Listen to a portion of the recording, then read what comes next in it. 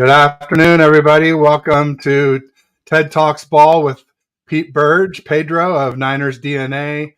Um, how you doing today, Good Pete? morning. I'm a little flustered, I got to admit. I was Yeah, rushing around. I was at a funeral this morning and an internment, and I skipped the luncheon after to get back for the show, but cut it a little closer than I probably should have.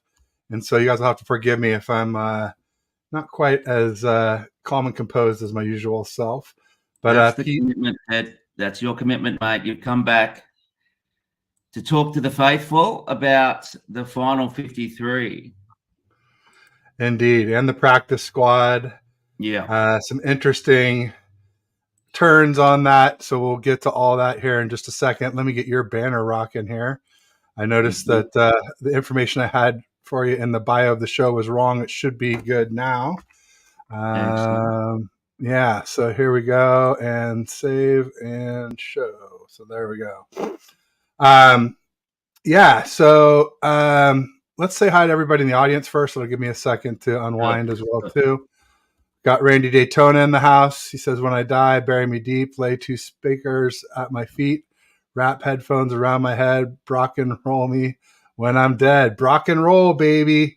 It's about to be Brock and roll a week from Sunday. So just was it 10 days left till opening day. Starting to get excited for 49ers football. Randy is also saying hi, Ted. Hi, Randy. Thanks for joining. Great to have you. James Donal coming to us from across the pond in the UK says, "Here we go." What's up, Here Jimmy? we go. Indeed.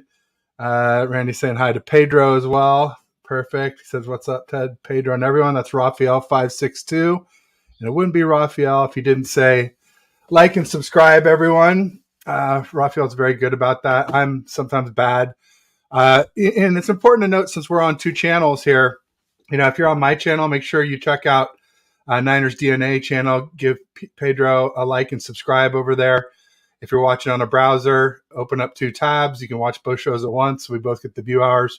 Or even if you're on a phone that you can't split, you can always grab another phone or a tablet or another device and watch on that. So find a way to watch us both at the same time if you can. It really helps in advance. So thanks, everybody, for that. Randy says Ted was tardy because it's Nudie Magazine Day. Is it Nudie Magazine Day? I didn't even realize. Thursday, is it? Friday down here. Well, I mean, I think some people call him a word that begins with T, Thursday. Yeah, So right. Yeah. that could be what he means. What's up? Raphael saying hi, and I'm going to try and show all the chats, even if I don't read them, just so that people in the different channels don't miss out on each other or don't feel like they'll have to be in one channel to see them. Yeah. Why do they let him walk? Just why you use a third round pick on a kicker? I still don't know. But anyway, James, I'm with you, mate. But he's saying the signing. He means Matthew Wright. Well, put it this way. I mean, when I saw the signing, I quote tweeted Sterling Bennett on it, and I said, as long as he's not wide right, WRIGHT, Yeah, exactly. play on Scott Norwood. But wouldn't it be fitting if it comes down to a field goal in Pittsburgh that an ex-Pittsburgh kicker wins it for us? I mean, that'd be pretty poetic, I think. I don't know much about him. I know we were looking at Vizcaino and somebody like Mariano or something along those lines. Vizcaino has actually kicked for the 49ers before, but for some reason, maybe he didn't want to join the practice squad. Maybe he's waiting for a regular, 53-man roster spot somewhere. Or maybe they like this Matthew Wright character better, but I don't know much. I saw some stats. Niners Nation posted some stats on him, and so did, who was it? Somebody else posted some stats for him. They look decent to me. I don't know. I mean, for a kicker off the street, I thought he looked fine. But tell us why you're not happy about it, James.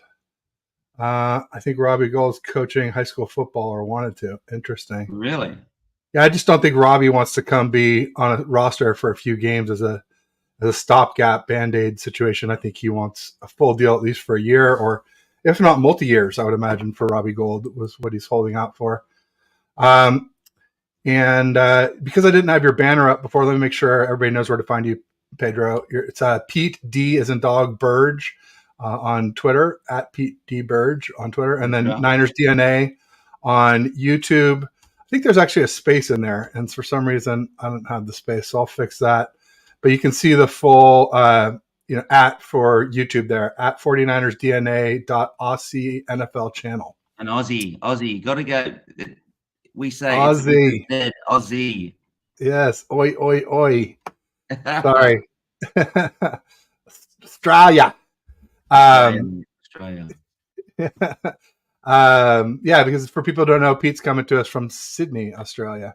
Sydney, Australia. It is 7:53 on a Friday morning. I've had my morning walk with a mate of mine. We go and have a walk, our dogs. We go and grab a coffee at the local coffee shop. And then, I come back here, do a little bit, do my prep, done my reading on the 53, got some thoughts. So, keen to get into this. And then, what the hell is happening with Bosa? But we'll get into that when we get to the D-line, I guess.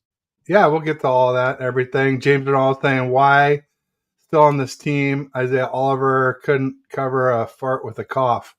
Yeah. I think he's there for to cover tight ends and large slot receivers and for his run support. But that's one we'll get to here as one of the things we'll talk about.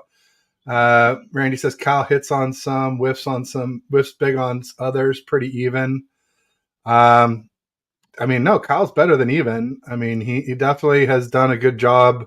I said it with everything except for QB and third round picks not named Fred, but QB is pretty important. So and the thing with Kyle is it's not.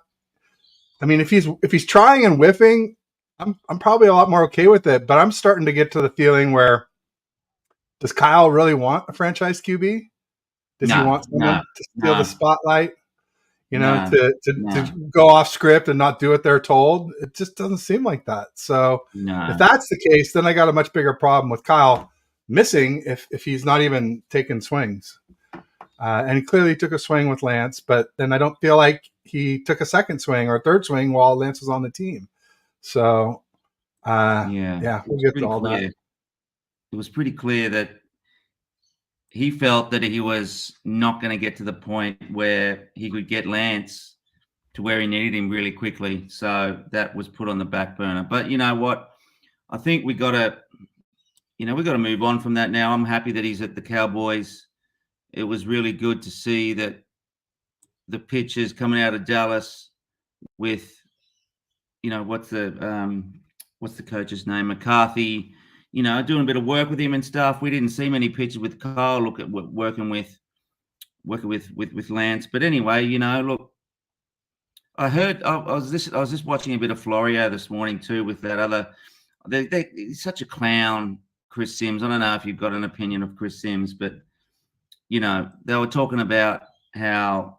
And sorry to go back, and I know I said we've got to move on from Trey Lance, but saying that Brandon Allen was really QB3 and Lance was QB4, and Sims saying, you heard people at scrimmage and all. He doesn't have a clue.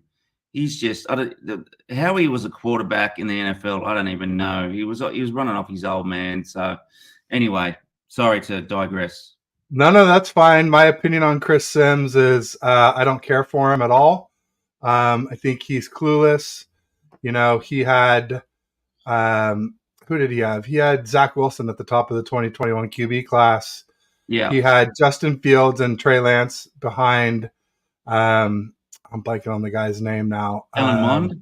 Kellen Mond. Thank you from Texas A&M, I believe. He's been cut from the Vikings and then cut from the next team.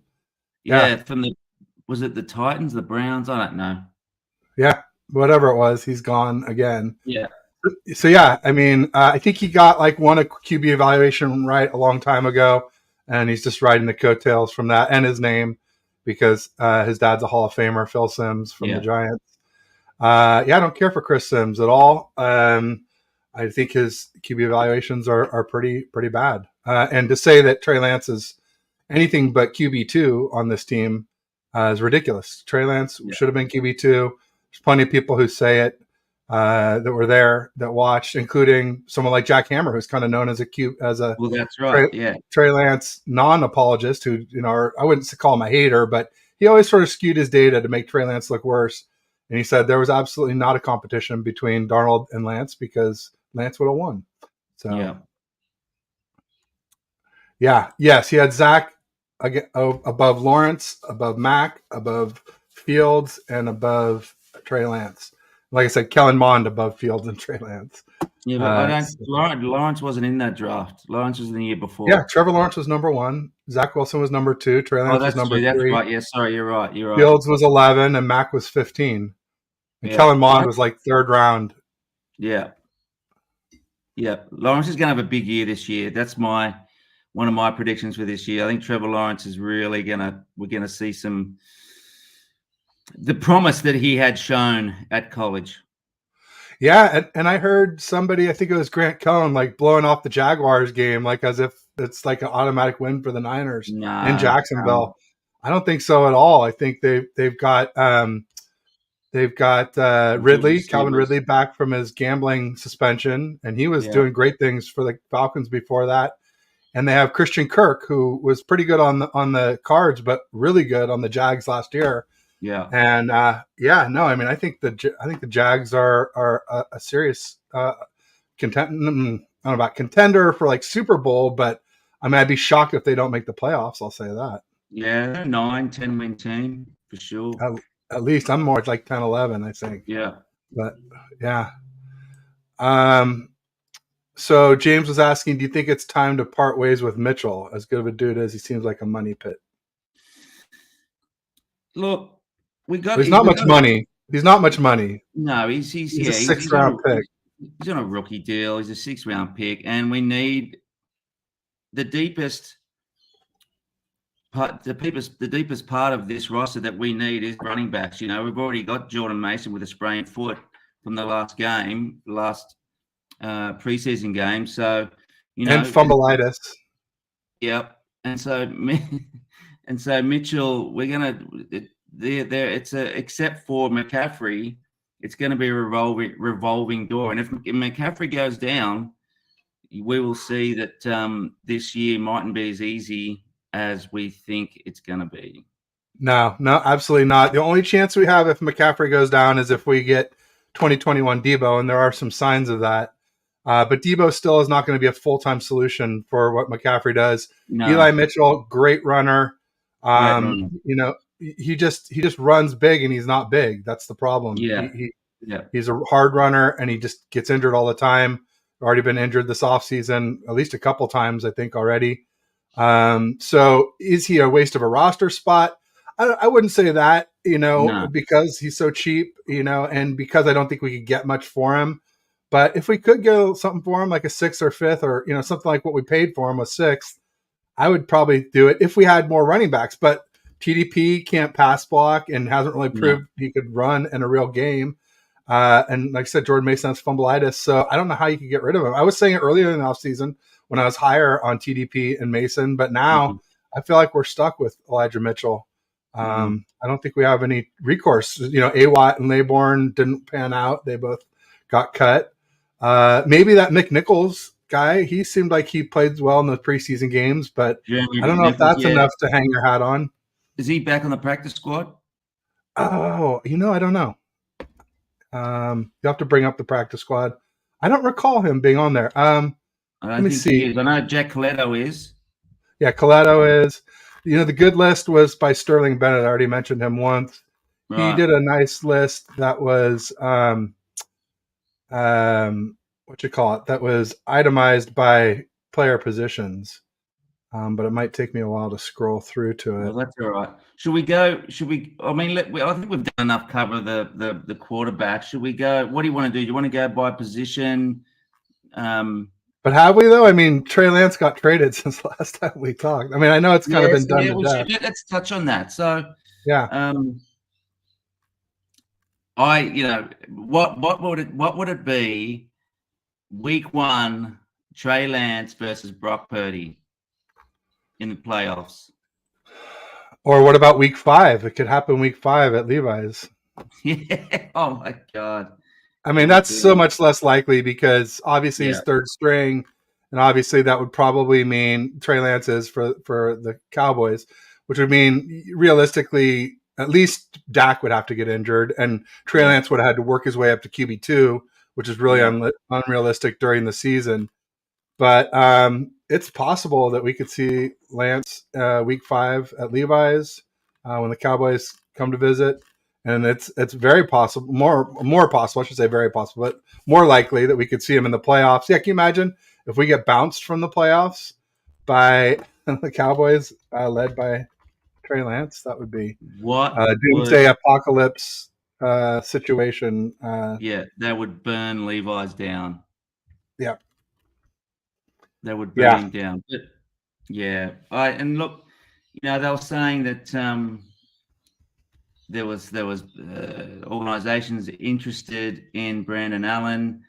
I still don't think that Sam Darnold is anything. I think, if Purdy gets hurt, we will find out really, really quickly just how bad Darnold is and was and will always be.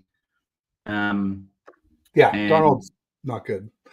And the running back on the practice squad is Brian Hill, not McNichol. So right, okay. Brian Hill's out of no idea. Okay. So quarterbacks, we know. So if Brock Purdy gets hurt, we're in trouble. What if Brock Purdy regresses? What if Brock Purdy isn't 100% like I've been saying all offseason? I mean, Randy Daytona, Trey was QB4, no disrespect. Randy hates Trey, so that's fine. Okay, all right. So what are you going to say if he regresses? I don't know if he's look. Randy also wasn't at camp either, so yeah. I don't know. I can't. You were at camp. I wasn't at camp. I do put quite a bit of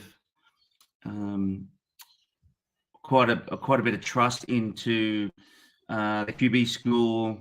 JT O'Sullivan. I like his evaluations. I like his videos.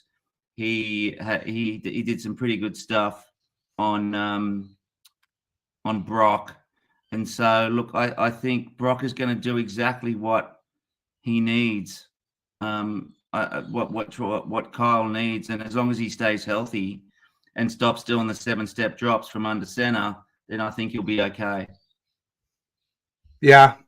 Well, I mean, I don't know. I'll just tell you, all we've seen from Purdy during this offseason is dink and dunk. Nothing but dink and dunk. Didn't throw a TD pass. Nothing deep. So anyone who's saying they're sure he's 100%, I'm just like, how could you be sure?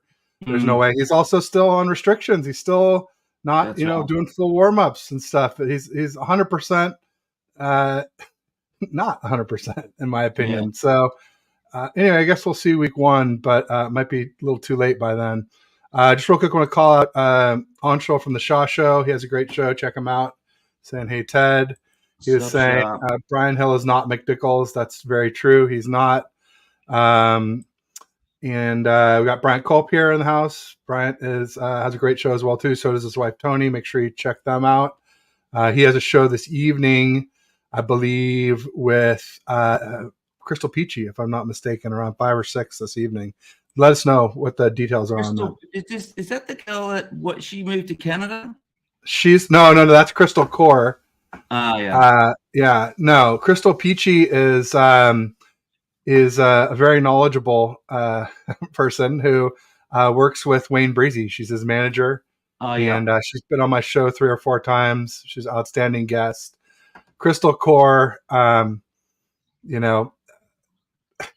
I don't want to be derogatory because I guess she's a content creator, but I just say her content isn't really much football, if you ask me. Right. I just know there was a bit of drama with some other content guy and something, but anyway, let's move past that. What's up, Bryant? Thanks, mate. Good to see you. Should we go to running backs now? Well, I guess just the last thing I want to say regarding the QBs, regarding Trey Lance is, In my opinion, Lance was better than Darnold and improving rapidly. Anyone who says Darnold was better doesn't know what they're talking about. And, at the very least, Lance was better than Brandon Allen. And so our QB room got weaker, so it's a concern. And, Bosa not being signed is a concern. Huff being injured is a concern. Kittle being injured is a concern. I don't think we're going to win the Super Bowl this year. I've come out and said that publicly. I think this is not our year. Yeah, I agree. I just generally do not think Kyle has it in him.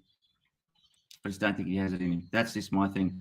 I like, I must say that everyone's sort of getting into Kyle now a little bit over, and I'm not the biggest fan of Kyle, but I think at the moment we've got to give him, it's the season now. We've got to try and get a little bit. I want to get behind him. I want him. He's our coach. That's there's no more to it than that. Let's get behind him. He's the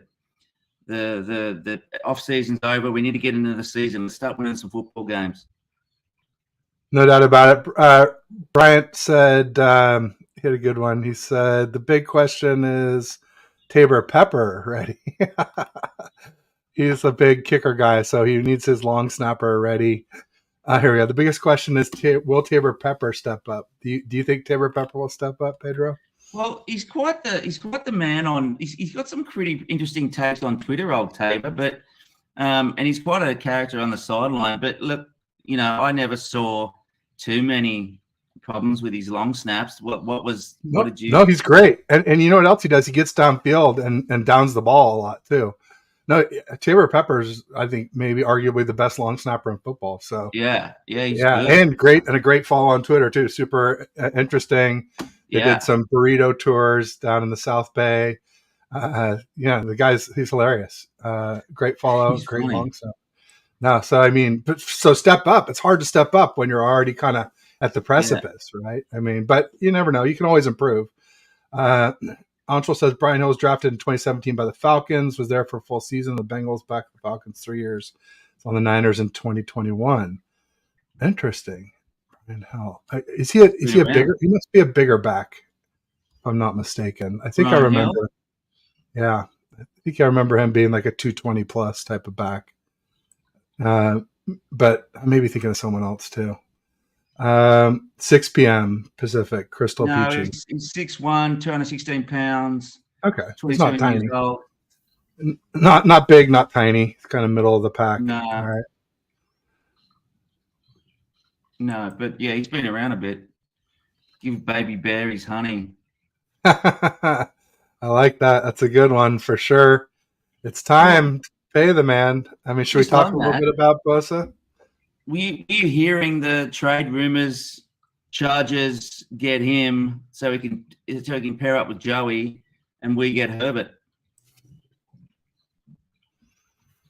Yeah, I mean that's not going to happen. But no, but I would go for it.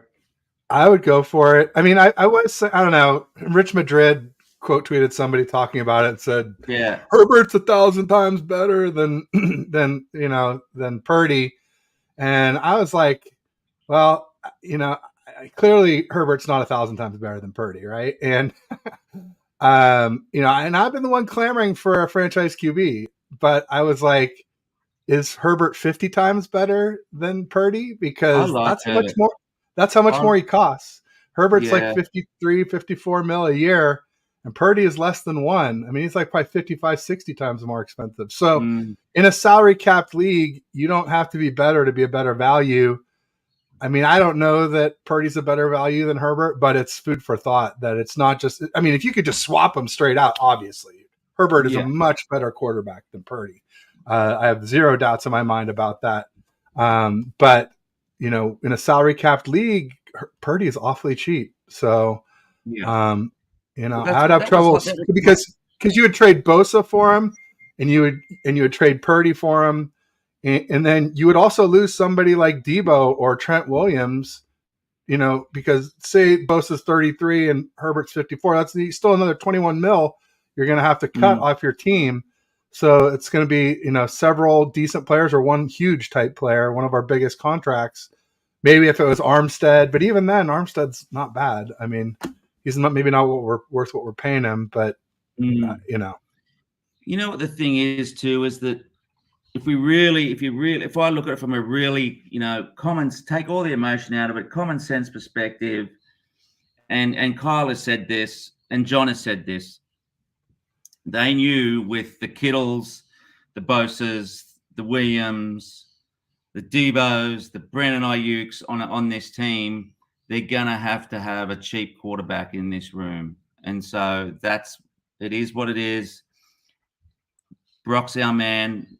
We're gonna rock with Brock, and he's gonna do the job that I think he's gonna, that Kyle is gonna get him to do. So that's why, that's why he's there, so we can pay the likes of Bosa.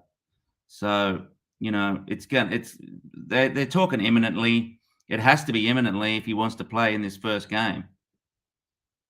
Running out of time, and we've already lost so much valuable time for Bosa, for iron to sharpen iron with McKivitz, to get McKivitz ready for TJ Watt. Right? Yeah. That was in my notes. That's my big question about McKivitz. It's I wasn't a fan of McGlinchey at all. I used to call him McFloppy, the turnstile, the Irish turnstile. But is McKivitz an upgrade? Yeah, I mean, we don't know. I mean, he might be for pass blocking. We don't know. That's the question. Certainly not for run blocking. We haven't had Bosa there. Yeah, no, I know. We don't know. And none of our defensive ends are even as good as Alex Highsmith, the Steelers' second best defensive end.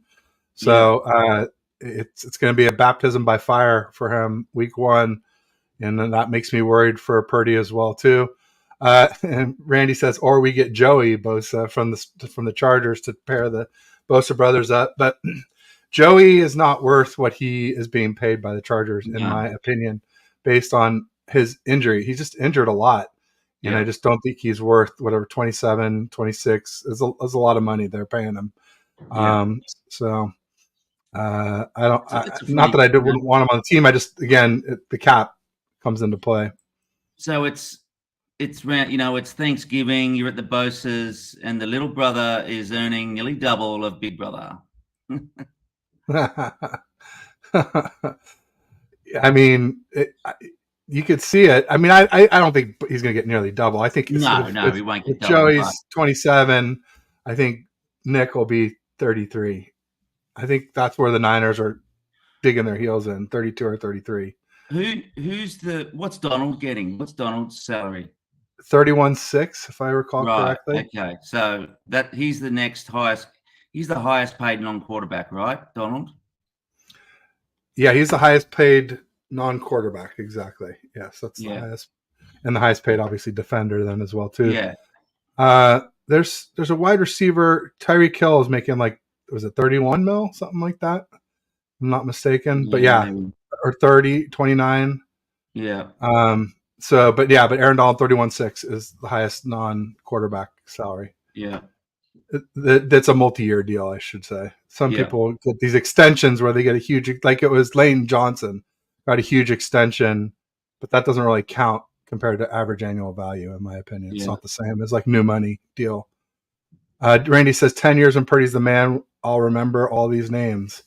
Do it. Come serve receipts to me. Like I say, I'd rather be happy than right. So if I'm saying the Niners aren't going to do well, I'd much rather we do well and I have to eat some crow than be right and the Niners aren't very good. And I think we're very good. I just think a lot can go wrong, and a lot just seems to be going wrong already. And it seems like even Mayoko turned on Kyle. I mean, come on, it's twice. Did we talk about it last week where he tweeted something last week, and this week he went after him in the presser, and Kyle got flustered, and they basically called the presser right after that. They saw Kyle losing his cool, and they're like, "Let's end this." They're like, "Got it." Well, this is the thing with the and look, and you think it. So you got Mayoko, Matt, who I think is a very fair journalist, but he's a journalist, right? He's a journalist. Whereas, and I read Lombardi stuff because it's, it's quite factual in the way that, he talks about the team, but he never, ever disagrees or questions what the Niners front office does. He never, ever will have a critique about another way they could have gone, or, that's not probably the way that I would have done it, or it's always justification of what the front office does from Lombardi. So that's not journalism. He wants to be in the PR department. No doubt about it. I have zero doubts there. James was saying is Bosa waiting for the Chris Jones contract. That could be part of it. They want to see what Chris Jones gets, and then Bosa will say he got that. Give me more. This is all these questions are starting to rise to the top because of the holdout. Like, what does it say to you? Like, all the teammates will say, this is business. It's nothing to do with me. He's got to get what he needs to look after his family, etc., etc. But, he's got to get ready to play football for the San Francisco 49ers, right? Why? Just get the deal done, mate. Get it done. Sign the contract. Get ready. Let's go play. We've got a game to win in the cold city, right, of Pittsburgh. So, man, you got to get out of your little hole. Not little hole, I should say, but got to get out of Florida and out of the sunshine and get ready to come play some football, my friend. Yeah, no, Bosa needs to do. Yeah, there was some people saying that too, that he has to establish residency in Florida so he doesn't get just destroyed on the California taxes. Yeah. So that could be part of it the next few days. So, and there's some whispers about that. Jason Dumas of the Dumas of the I think it's 95.7 The Game, reported that the source said that it'll be done in the next few days. But until I see it, I'm not for sure 100% on it. Regarding the trade stuff, somebody had somebody mentioned that Herbert, where was it? That Herbert would cost more than Bosa, essentially. Yeah. And yeah, it would be like Herbert for Bosa, Purdy, and like this year's first round pick, maybe even 2 first round picks. I saw somebody else, mention up there. It's killing me. I can't find that though. It was James Durnall, I believe. So that should help me find it. I also just want to call it 187 in the house, saying bang bang Niner gang. He's a big Purdy fan. Welcome 187. Where was it? Here we go. Purdy and Kittle, and at first I doubt would get Herbert. Why would Bosa be worth the flat out franchise? Yeah, it might take 2 firsts, James, and Bosa and Purdy. And then not only that, once you give up those players, then you probably have to give up other players because you can't afford Herbert just by swapping out Bosa and Purdy's salary. Yeah. So there'd be more losses beyond the picks too. So it would weaken the Niners to do something like that. But I don't know if it would weaken it more than Herbert would strengthen it. That's the question. I don't know. Oh, okay. Shasha says he's Jason Dumas is Cron 4. Sorry. Not radio station, but TV. So there was something else too, though. Randy said Kyle hates people. Yeah, Kyle just hates to be questioned. And quite frankly, there's a lot of good reasons to be questioning Kyle right now.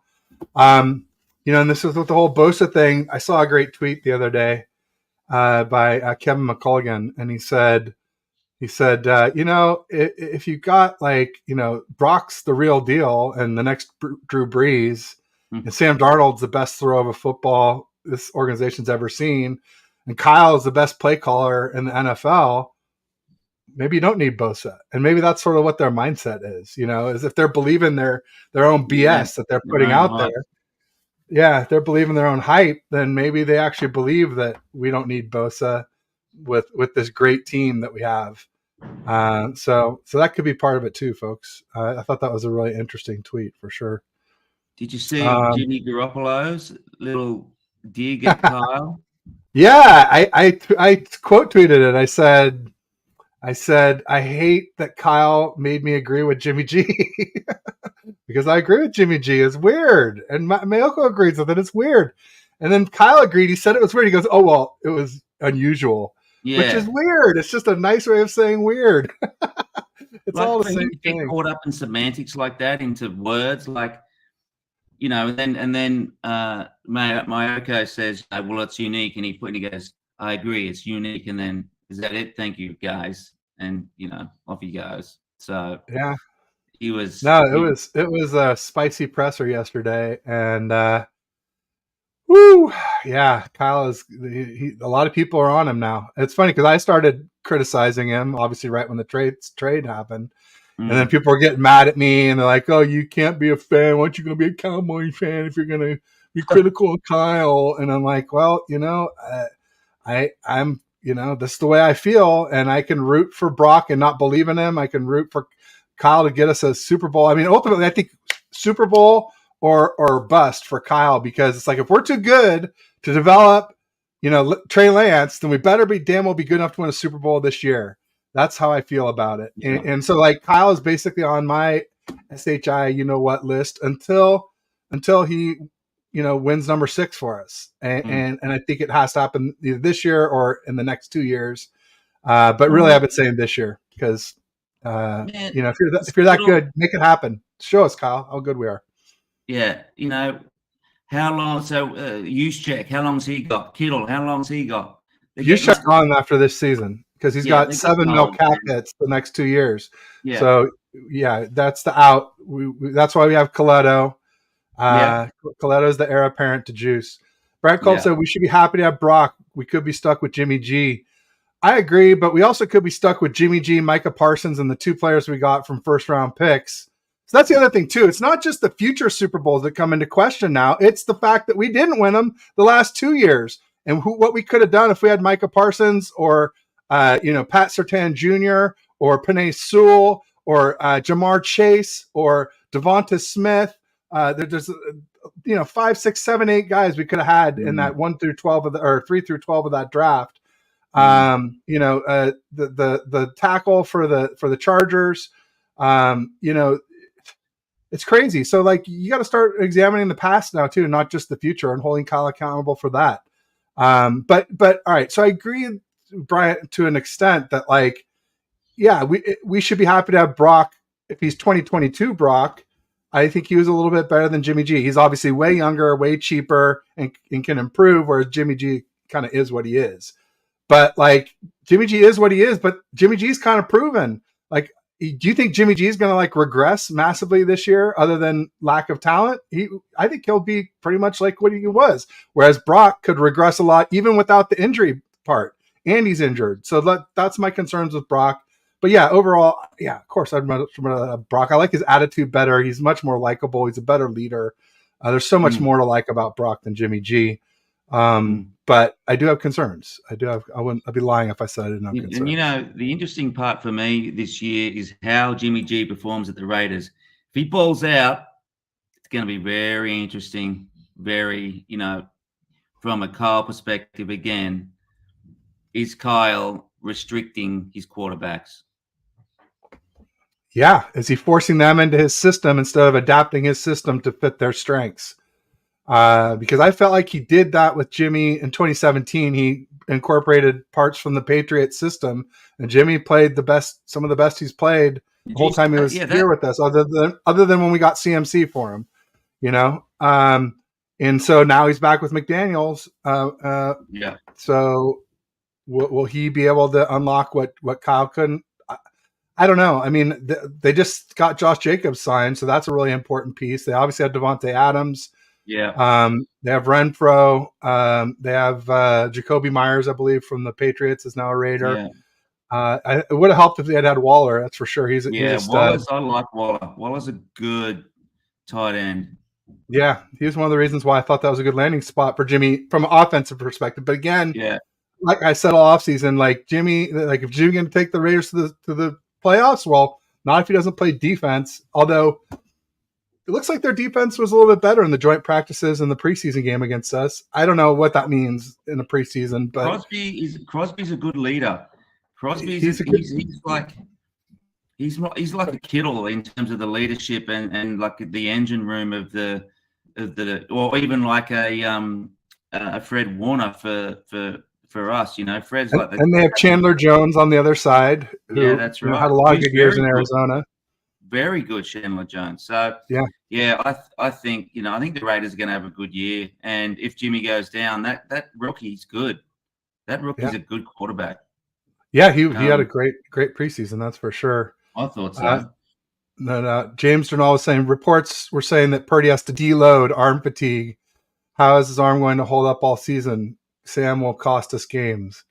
Absolutely. Yeah, I have concerns for Purdy holding up all season, even without getting hit, just holding up to the strain and rigor of throwing so many passes in so many games and practices. But also, if he happens to get hit too, then that just compounds it. Yeah, he had broken ribs last year, remember? Yeah, he had a rib oblique injury rolling into Seattle after the Bucks game. And I played through it and played pretty well. And so he's tough. But again, he's very tough. He's getting hit. Yeah, he is. He is, no doubt. Randy says, sounds like a 2 QB system. Yeah, I just wish we had a second QB. We just shipped him off to the Cowboys. Darnold is not the answer. He gone. He's gone. What about what's your thoughts on who? Well, I want to bring up Jair. I don't know how you say, but Jair Brown. Yeah. Mm-hmm. I thought he had a great preseason. I think he saved. He had some great tackle saves. He was out. Was he our highest draft pick? Yeah, number 87 overall. I think he's going to have a good year. He's a good safety. Him and Talanoa are going to be. They're going to be. I just hope Talanoa is okay, because Talanoa has a Baker cyst on the back of his knee or back of his kneecap. I forget which one it is, but it's in the knee joint. And and basically it's not an injury itself, but it's a symptom of injury, potentially a lot of times meniscus injury, which if it's a minor one and you shave it, you're talking 4 to 6 weeks. If it's more, if you have to actually do a repair on it, then it's something more like what happened with Raheem Mostert, where it cost most of the season. Yeah. So hopefully that's not the case. But that's one of my concerns rolling into the season. Kicker, Bosa, Kittle, Hufanga, Ray McLeod. We got no returner. We got Ronnie Bell can return kicks or punts, and I guess Snead does kick returns, but he's on the practice squad. He's on the practice squad. Well, that was good to be. But can we go through the offensive line, mate? Because that's the one that I think is the biggest question mark for me. Real quick, before we jump up, because actually this is a perfect segue into that. James Durnall said, are we turning into a passing team all of a sudden? I don't see the dominating run game anymore. And actually, I was just talking about that. I'm starting to see that, where Brendel is a good pass blocker and not very good of a run blocker. And Matt Pryor, McKivitz, we already have been talking about all offseason, is arguably a better pass blocker than McGlinchey. Not as good of a run blocker. But then also you look at another tackle who we kept on the practice squad, Matt Pryor. He's on the 53. I'm sorry. He's on the 53. He's 53. He's backing up. So Pryor is backing up at right tackle.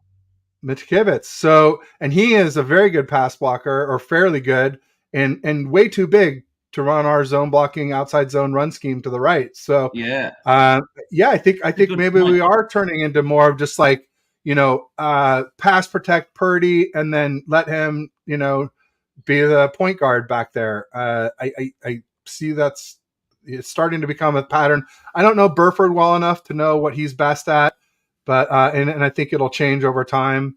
But it definitely, Trent Williams is the unicorn because he can do both.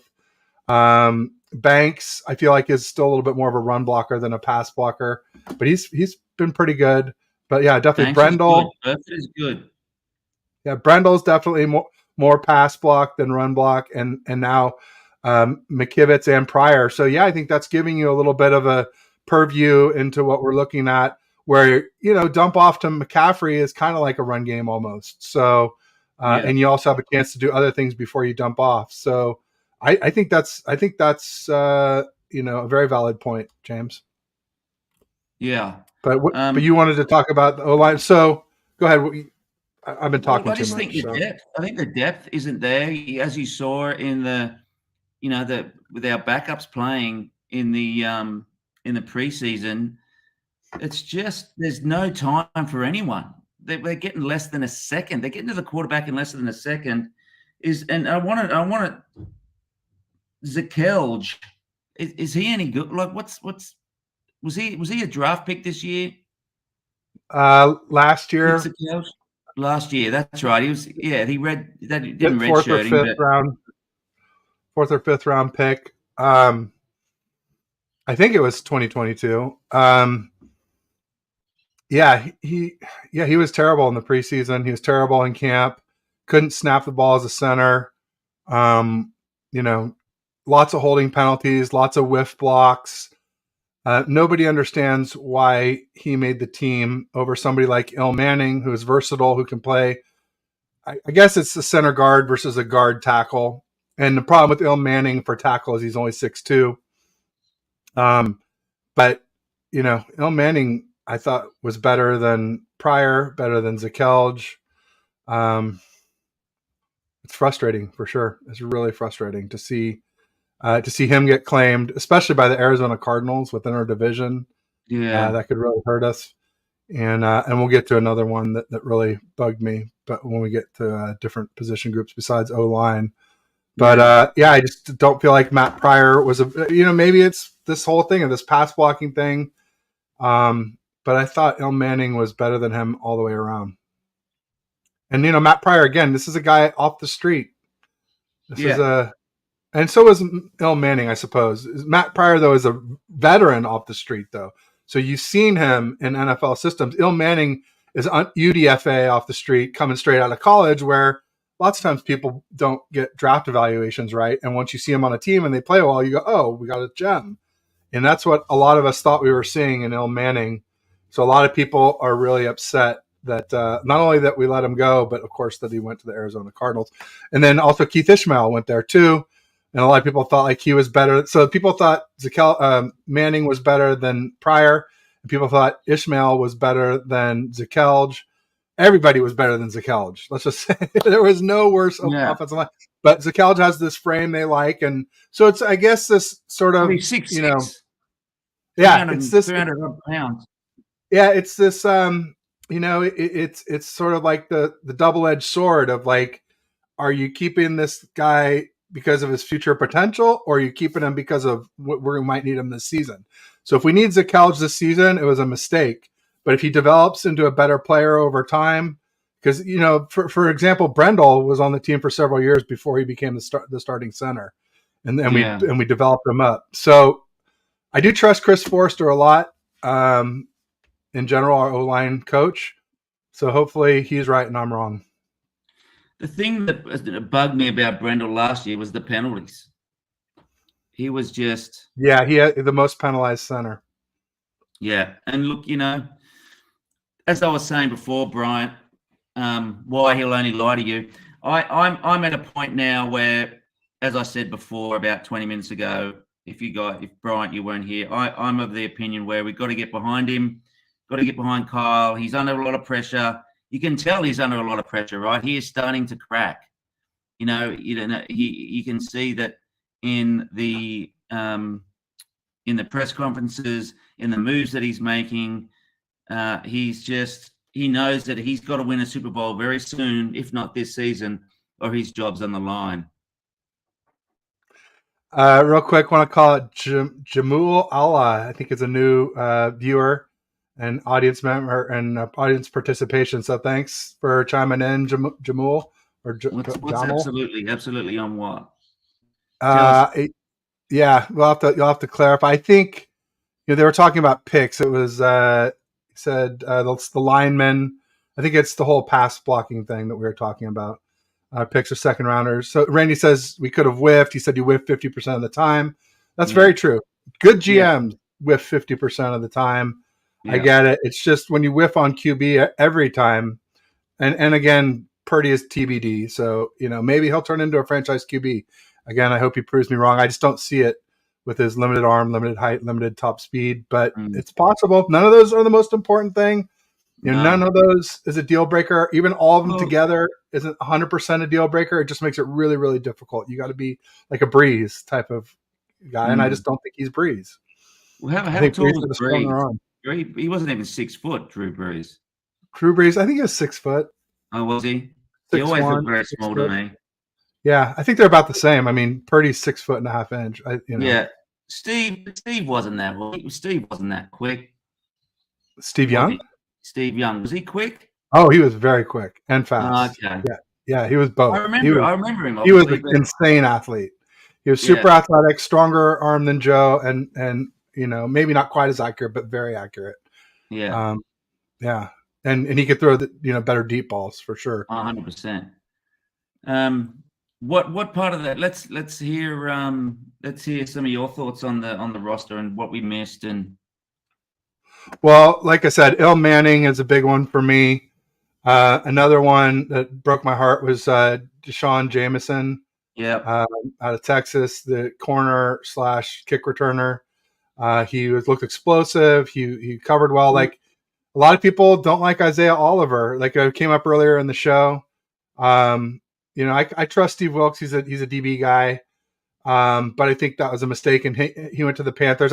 I said, I hope he's not DJ Reed 2.0, because we let another corner get out of the house, and he went to Seattle and balled out and did so well we couldn't afford him, and then he went to the Jets. Now he's playing alongside Sauce Gardner in their secondary in a very good defense, Jets defense. So Jets are going to be good. I hope that's not what happens here. But I like Womack. I like that Ambry Thomas has started to play better. I do think that with Oliver, we don't really need him to play nickel or nickel. That's kind of funny to say, but nickel corner in the nickel package, because that'll probably be Womack or Lenore. Sorry, so it'll be Ambry on the outside, Lenore playing in like second and long and third down situations, and the nickel. So yeah, I don't know. Just can Isaiah Oliver play well against big slots and tight ends and do run support on the base downs? But yeah, I'm also McCrary Ball, I think, was a mistake to let him go. Yeah, he's now on the Jets practice squad. He was so unhappy with us that he joined another practice squad. I mean, that's a really bad look. Yeah. When usually when you cut somebody, then if you offer him practice squad, they usually say, "Yeah, I'd like to come back." But maybe it's because our linebacker room is so crowded. I mean, we do have a really crowded linebacker room, and it's hard for anybody to make it. And we basically took 2 rookies and put them ahead of him when he had more seniority. So, he's good. D Winters. Yeah, D Winters is good, and so is Jalen Graham. Yeah. So yeah, no, we had a good situation with linebacker Curtis Robinson. I'm not worried about. But I feel like Oren Burks, maybe we kept him because of special teams, and I think some people are unhappy about that sort of a mentality, where like McCrary, a lot of people feel like McCrary Ball is a better linebacker, and Demetrius Flanagan-Fowles was kind of on the bubble, but he kind of played really well in camp and preseason, so he played his way right onto the 53 man. So God bless him, good for him for doing that. He's always been hanging around. He's always been on that edge, hasn't he? Old DFF. Yeah. And then who else do we lose? We lost. That's really it, right? Jameson, McCrary, Ball. We're going to lose Hyder, and Hyder played 16 games last year. You people have got. He's got his critics, but I just think, I'm not saying he's a start. He's a starting. Early down, or key part of the defensive line, but he's a journeyman, and it's glad that he's back on the practice squad. Brian says Huff needs to squeeze that pimple. I didn't see it. Where is it, Bryant? Tell us. Well, that's Joey Fisher. That was the other one. Thank you, James. Joey Fisher joined the Steelers, so we might see him week 1. Yay, Joey. So that's another one better than. Well, I don't know if he's better than Nick Zakelj, but I was saying Nick Zakelj is probably the worst. So yeah, Joey Fisher. Thank you. That was the other one I was trying to think of. It was Manning, Fisher.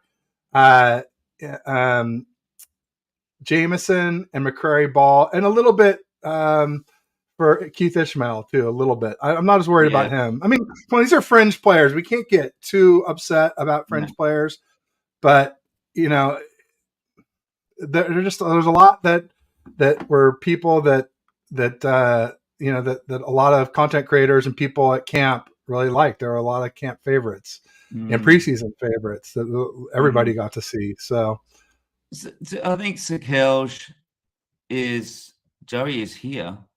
Pittsburgh. Well, Randy's actually. Oh, is he in Pittsburgh? No, I'm thinking of Bebop is near Philly. He's in Bethlehem. Randy, you're in Pittsburgh, or did you mean Joey Bosa? I don't know. You have to. He's at the Steelers. Oh, you meant here, like the Niners. All right, and yeah, he's at the Steelers. James Renell got it right, and he is on practice squad, so maybe we won't see him week 1. I don't know. No, Randy, he's definitely not on our practice squad. Yep. Grant Cohn is trending on Twitter. What has he done? Oh, Grant's he's a master at getting people fired up. Portola 45 in the house. He said they're grooming Sakelj for the Brunskill role. Yeah, and I get it. That's what I was kind of saying earlier. Like, if we need Sakelj this year, it's a mistake. If it's for future years and he can grow, then maybe it makes sense. I mean, like I said, I do trust Chris Forster. He's done a good job with our O-line, a lot better than his predecessors, with, I think, a lot less talent. Certainly not a lot of draft capital being used on our O-line. And I think we were top 5-ish last year, top 5 to 10 O-line in 2022. Patola 45, yeah. They've got to see something in him. They're just like, look, this big guy, this big doofus. They're going to turn him into something, right? As you continue to eat, because you haven't eaten all day, you poor bugger. I'm eating breakfast right now. My apologies, everyone. No problem. But yeah, Patola, I can see that. These guys know a lot more about football than us. Well, then I say no. I won't speak for you, Ted. I'll speak for myself. So if they see something in Sakelj, then no matter what the Twitterverse thinks, and no matter what some content creators think, he's got some skill in there somewhere, and I think he's going to be okay. So Randy's saying, you love these guys. 95% of decisions the Niners make, you judge them very harshly on the other 5%. But when the 5% is like 50% of the draft capital that we've spent in the last few years or more, that's when it, it's not just the number of picks, Randy, it's the size of the whiffs. And like I said, a lot of first round picks and every third round pick not named Fred. So that just gets a little frustrating. But yeah, I mean, the Niners have been really good. A lot of us just want a ring. And so make it happen, Kyle. Make it happen, and all's forgiven. He says he understands. 49ers were fickle. Yeah. No, we have a high standard, massively coming up short. Standard. Look, any given season you tell me we're going to make it to the NFC Championship game, I'm happy. 4 years in a row, it starts to get old. So it's all about context. The same thing with missing every single QB whiff that I hammer on Twitter that Kyle's made. At the time, I defended them, but now, as a whole, it's damning. So it's just a matter of perspective, and it gets old after a while. That's all. But I mean, I don't want to go back to Tom Sula and Chip Kelly like everybody likes to say. But people have to realize that Tom Sula and Kelly would have been a lot better if they had Adam Peters as their GM than Trent frickin' Baalke. So, like part of the problem with, Tom Sula and Chip Kelly is they had no roster to work with. And same thing with people who say Cap fell off. Like Cap's team fell apart. Yeah. Like Cap's, Kaepernick had skills, and, he wasn't perfect. But, I mean, I think at times he was as good of a QB as Jimmy G plus the running. So, just different. Great. He wasn't good at, dinking and dunking, but he had that laser. He could light him up 40, 50 yards down the field on a frozen rope. That's why the Niners like so many draft picks. Fun that will. Yeah, no, there's some logic to that. Especially when you have somebody like Adam Peters, who I think is responsible for our late round picks, who just does so incredibly well. 5th, 6th, 7th round picks. It's crazy what we do in those rounds. No doubt about it. When Kyle gets too distracted to pay attention to what's going on, and someone else takes over and bangs out the awesome picks. Jameson muffed that punt. That was his downfall. Okay, I guess. Can we talk about the big Ross the Boss Dwelly? Yeah, let's talk about tight ends. I thought Fumagalli was going to make the 53. I'm glad he made the practice squad. Yeah, I'm really glad about it. That was another one I was worried about. So some others that I was worried about when we did the cuts. There's the ones I mentioned that got away, but there were several others where I was like, ooh, Fumagalli, I don't want to lose him. I don't want to lose Chris Conley. I don't want to lose Willie Snead. So I'm glad all those guys made the practice squad. Yeah. Yeah, and I thought Latu would make the 53-man roster, but I guess he has this meniscus tear. Maybe they're just using it for medical red shirt. I don't know. But I wouldn't be surprised to see Dwelly still not make it through the season. With injury? No, just with like pulling up Fumagalli and him doing better. Yeah, right. Well, I just think because Dwelly is such a terrible blocker. Dwelly. Awful blocker. That's right. Yeah, horrible. But he's probably got the safest hands on the roster, right? Yeah, I mean he had some drops in camp and preseason, but in a regular season game, I don't think he's ever had a drop. So no, I'll go off of that for sure. Yeah, and I think Kittle he's getting beat up. He's just getting beat up. Oh, so Randy hates Trey because he asked for a trade. Randy, don't you understand that Trey asked for a trade because Kyle forced his hand, because Kyle made it clear that no matter what Trey did, he was never going to get the fair, assessment. As soon as Kyle announced Darnold as QB2, anyone who saw what had happened knew it wasn't a real it was a sham competition. It was a sham competition. And that's exactly when Trey Lance was like, peace, I'm out. And so, he knew that the Niners didn't want him, and they made it very clear, and so he left. But he didn't just ask for a trade out of the blue. Every time he was asked in the offseason, Larry Krueger was talking about this on the radio today. He was like, every time Trey was asked, it was like, before you could get the question, like, oh yeah, I want to be here. I just want a chance to compete. And Larry's like, you don't say you want a chance to compete when it's a fair competition. You just say, hey, let's go compete. We're competing.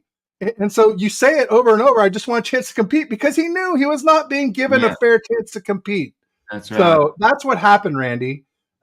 So you can hate Trey if you want. I can't control who you hate. I hope you don't hate me. But Trey didn't just come up with that out of the blue. It was only once Kyle made it brutally obvious that no matter what he did, he was never going to get starting QB or even QB2 on this team. So anyway, sorry. Well, spent too much time in the weight room during the off-season. He didn't look good in the preseason. Got too rocked up. You can lose flexibility. Yeah, it can happen. He did. He looked like he had like you say a 6-pack or 8-pack or 20. He looked like he had a 12-pack. Unbelievable athletes. They are specimens. Like, they're the perfect human beings. It's unbelievable the way these guys train themselves. But anyway, maybe so. These are the things that, this is the stuff I love about the audience interaction, is that, we get these other insights or these other ideas that we haven't thought of. So that could be an aspect. You can overtrain for sure. You got to train, you got to rest, you got to play, and if you just train, you can lose flexibility. So that could happen. I'm not going to blame McCray Ball for what happened. I think it was roster politics, and I think it was Oren Burks having, being a more known quantity and a more known special teamer.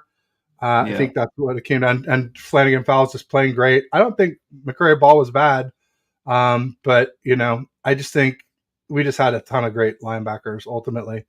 I think McCray Ball, like I said, we'll see. I think he'll end up moving his way up on the Jets more than likely. Yeah. I trust the Niners' decisions. I do in general. I mean, Yeah. for sure. We got, it's season time. Yeah, I agree. Bryant says Pete is cool. Well, I bet if you're nice, Bryant, he would come on your show and do a show with you. He is cool. He's very smart, and he always has stuff for me to talk about. Like I used to be organized when I do shows, and I send out all the topics ahead of time, and then I got busy and family stuff, and so now it's great to work with Pete because he always, like, if I start getting lost or need something to talk about, he always has stuff set to talk about. He keeps me in line, so I appreciate that about working with Pete Pedro. Pete.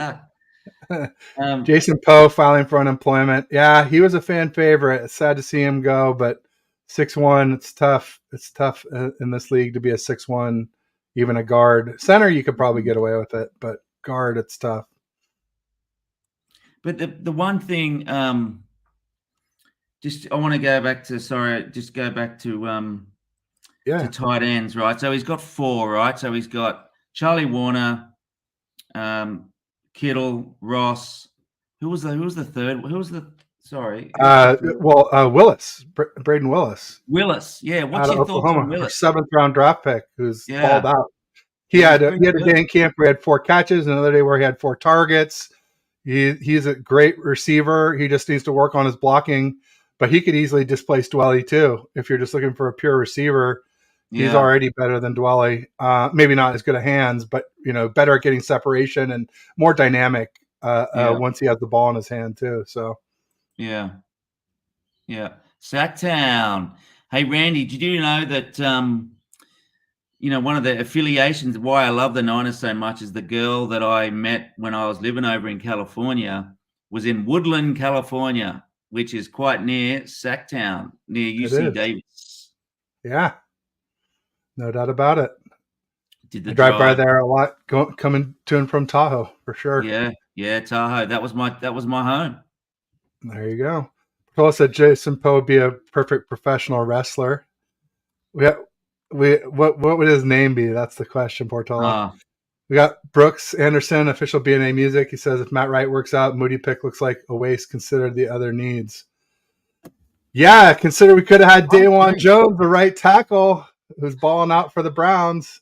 I still don't get the third round pick on a kicker. You never draft kickers high. No.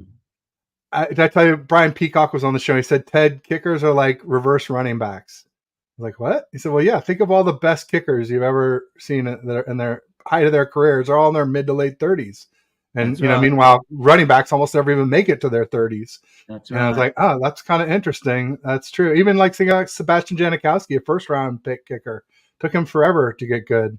Hopefully Moody can break the trend, but it's not – didn't look good to start, that's for sure. It looked horrible. He just melted. I mean, I'm cool if Matt Wright is the right kicker. As long as it's not wide right. There you go. You are right. The dad jokes are just coming. This is one thing I wanted to Javon Kinlaw. Is he looked good. I think he plays well in patches. I don't think he has a lot of what's the word I'm looking for? Not intensity, but he can't put it together on a long-term basis in terms of downs. If he's on the field for a long time, he just doesn't have that consistency, and he was getting blown off the ball a couple of times in that last preseason game. So I just want to hear your thoughts on Javon. Yeah, I mean, I think he would have been cut if it wasn't for his salary's already paid. Can't trade him. You might as well just keep him and see if you can get something out of him. The one thing that doesn't worry as much about the preseason stuff is like there's nobody there with him, right? There's no Javon Kinlaw, there's Javon Kinlaw. There's no Javon Hargrave. There's no Armstead. There's obviously no Bosa since he's not signed. And whoever's the guy on the outside, Clelin Ferrell, Drake Jackson, Austin Bryant, whatever. They're going to take a lot of attention off Kinlaw, and I think it'll be a lot harder to blow him out of the gap as it's looked in the preseason. So I'm not totally down on him, but yeah, I mean, I think he would have been gone if his salary wasn't already guaranteed for this season. As it is, I think they just want to get something out of it. And I think that we could, if he can stay healthy, I think he'll do okay. I think he'll be a quality, rotational piece. I don't think he'll ever be a starter that we hoped he would be. But, I think he could be better. I mean, obviously, like T.Y. McGill ended up on the practice squad. I think he could be as good or better than T.Y. McGill, but that's not saying a ton because we got him off a practice squad. So, yeah. He's not. He does too much talking. As Aaron from 49ers First Takes on my weekly show yesterday was saying, he just talks a lot, and it's like he always said, like, if you want to fight or whatever, like go fight and then talk about it. Like don't talk before you make it happen. And talking. Yeah, he does a lot of talking. He's going to do this, and you don't know where it'll come from, and this, that, and the other. It's like, well, man, everyone does it tough at one point in their lives, and just get out there and put the runs on the board. Randy has a good point that the Cowboys' fourth will be more like an early fifth. Absolutely. I expect the Cowboys to be in the late 20s again this season. They're a contender just like us and the Eagles in the NFC. I think they're three, easy pick contenders in the NFC. Portola says if the 49ers win a Super Bowl, the barrier will burn down that night. Yeah, it'll be mayhem for sure. Well, I'm coming over. If we are in the Super Bowl, I'm flying over. There you go. Well, we'll have to party it up a little bit then. So obviously we've gone through most everything here. Maybe it's a good time. Did you have anything else you want to go over before? No, that were my notes, Ted. And look, I think just to sum things up, I think it feels like a little bit of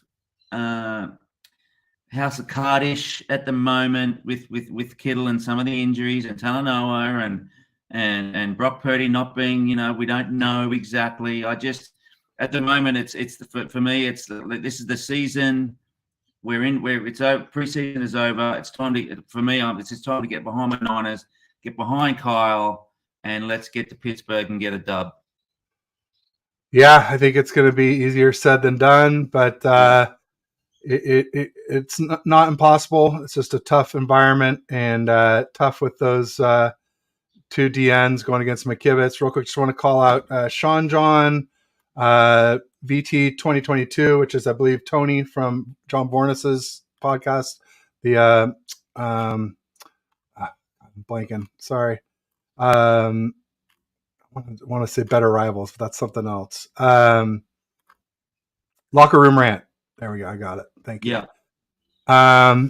And I think that's it for folks. I think I at least got to everybody to at least call them out. And sorry if I missed some chats there at the end. Thanks for coming in.